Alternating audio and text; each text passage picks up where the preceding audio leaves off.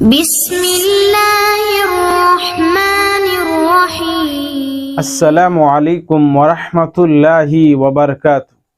الحمدللہ رب العالمین والصلاة والسلام علی رسولہ الکریم، اما بعد۔ ناظرین کرام، ہمیں چاہیے کہ ہم لوگوں کو اچھائی کے راستے کی طرف بلائیں اور برائیوں سے منع کریں۔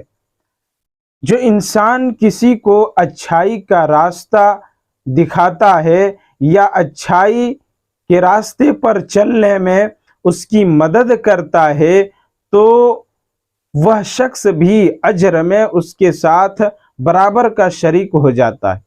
حضرت ابو مسعود رضی اللہ عنہ بیان کرتے ہیں کہ رسول اللہ صلی اللہ علیہ وسلم نے فرمایا، من دل علی خیر فلہ مثل اجر فاعلہ، کہ جو شخص کسی کو اچھائی کا راستہ دکھاتا ہے تو اس کے لیے بھی بھلائی کرنے والے یا اچھائی کے راستے پر چلنے والے کے ثواب کی طرح اس کو بھی ثواب ملے گا۔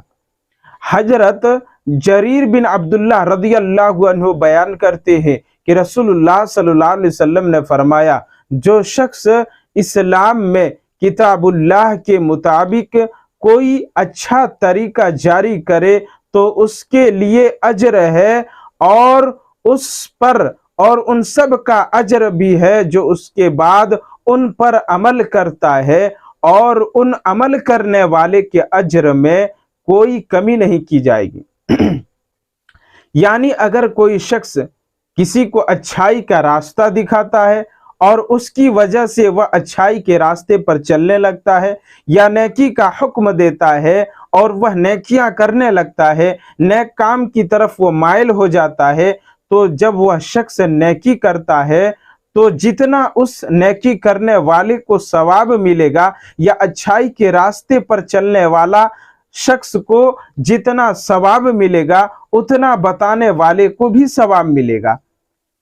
اور اگر کوئی شخص کسی کو برائی کا راستہ دکھاتا ہے یا برائی کے راستے کی طرف لے جاتا ہے تو اس شخص کو بھی اتنا ہی گناہ ملے گا جتنا اس گناہ کرنے والے شخص کو ملتا ہے، اتنا بتانے والے شخص کو بھی گناہ ملے گا۔ حضرت آدم علیہ السلام کے بیٹے قابل نے حابل کو قتل کیا تو یہ پہلا انسانی قتل تھا، تو آج تک جتنے بھی ناحق قتل ہوتے ہیں وہ آدم علیہ السلام کے بیٹے قابل کو بھی گناہ ملتا ہے، کیونکہ اسی نے یہ برا فعل جاری کیا تھا۔ حضرت عبداللہ بن مسعود رضی اللہ عنہ بیان کرتے ہیں کہ رسول اللہ صلی اللہ علیہ وسلم نے فرمایا کہ جو بھی مظلوم قتل ہوتا ہے تو اس کے خون کا گناہ آدم علیہ السلام کے بیٹے قابل پر بھی ڈال دیا جاتا ہے، کیونکہ یہی وہ پہلا شخص ہے جس نے قتل کو جاری کیا۔ تو میرے بھائیو، چاہیے کہ آج ہم دوسروں کو بھلائی کا حکم دیں، بھلائی کا راستہ بتائیں۔ آج انٹرنیٹ کا زمانہ ہے، آج ہم برائیوں کی طرف جاتے ہیں اور برائیوں کی لوگوں کو دعوت دیتے ہیں، برائی کی طرف خود جاتے ہیں، دوسروں کو بھی اسی طرف لے جاتے ہیں۔ کم سے کم اگر ہم اچھائی نہیں کرتے ہیں یا اچھائی کا راستہ دوسروں کو نہیں بتاتے ہیں تو کم سے کم ہم دوسروں کو برائی کا راستہ بھی نہ دکھائیں، دوسرے لوگوں کو گناہ کی طرف نہ لے جائیں، کیونکہ اس شخص کو جتنا گناہ ملے گا اتنا آپ کو بھی ملے گا۔ آج انٹرنیٹ کا زمانہ ہے، آج ہمارے نوجوان اس میں ملوث ہیں۔ اگر کوئی فحاشی ویڈیو دیکھتے ہیں تو اس کو فٹافٹ شیئر کر دیتے ہیں، اس کو فارورڈ کر دیتے ہیں یا اپنے واٹس ایپ کے اسٹیٹس میں لگا دیتے ہیں، وہ گناہ کر لیتے ہیں، پھر وہ گناہ کرنے والے کا سبب بن جاتے ہیں۔